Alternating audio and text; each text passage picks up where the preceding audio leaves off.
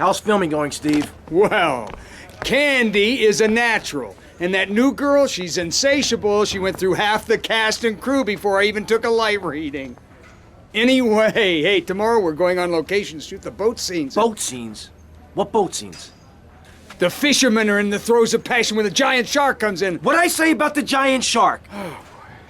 I said, no giant shark, all right? Just keep the cameras pointed at the poontang. Okay. Hey, Tommy, you guys gotta try, right? You get those flyers printed up?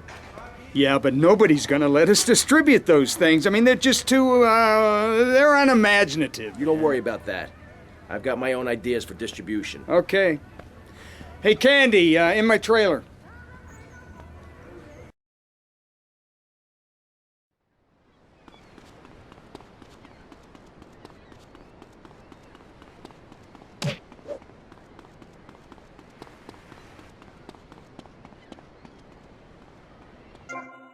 They know to put on a bathing costume. That's also the reason there are no mirrors in my house. Nudity leads to bad, naughty things. Maurice, if I may interrupt, I haven't worn clothes since 1982. Clothes are seriously unnatural. Didn't you guys learn anything from the 60s? I had a revelation when I was on holiday in Germany. I'd always felt very constricted. Then it hit me like a slippery fish. Clothes are plain wrong. When you're born, you're not wearing any clothes. When you die, you're not wearing any clothes.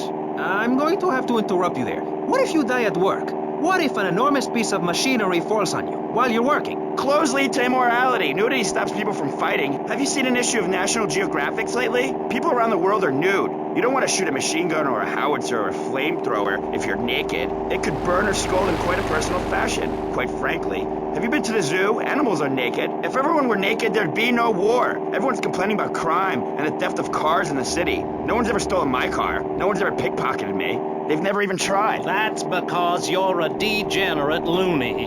If the police were naked, it would set a great example to everyone. You can direct traffic and eat donuts entirely in the buff. Maurice, this kind of immoral behavior is exactly why I'm building the Pastor Richard Salvation statue. Noah had an ark, Texans had the Alamo, and I am building a highly fortified structure in my image. Simple. This 50-story statue will be able to deflect alpha, gamma, and beta radiation. The day is coming, and coming soon, where the artificial suns will rain down to punish the degenerates of this city. But you can save yourself. The Pastor Richard Salvation statue will be a completely self-sufficient community. We have canned food rations, private living quarters, and enough supplies to survive happily the predicted 40,000 years of nuclear winter. In Phase 2, and with funding from NASA, we will equip this massive statue with rockets. So when the poopy hits the proverbial fan, we will load up the statue with all of the people who have saved themselves through generous donations, blast into space, and colonize Saturn with a race of morally correct, affluent people ruled by me.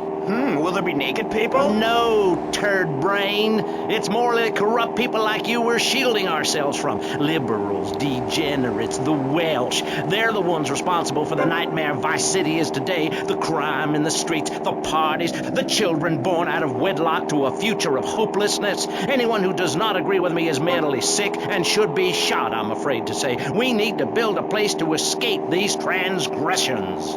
Whew, that's extreme stuff, Pastor. But we'll leave amateur eugenics for a minute and ask our other panelist. Jan, you're a mom, so you know everything. What is your thought on all this? And do you think Pastor Richard stole his ideas from a movie or book? Well, yes, I am a mom. My kids are very special. So special, they go to special classes. Now, I teach my kids history to give them perspective.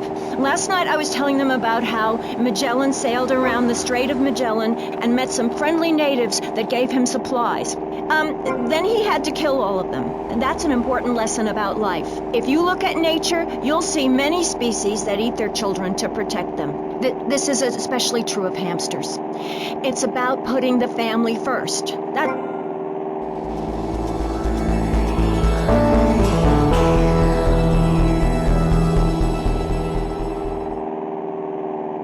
And excuse me if I sound a little confused here, but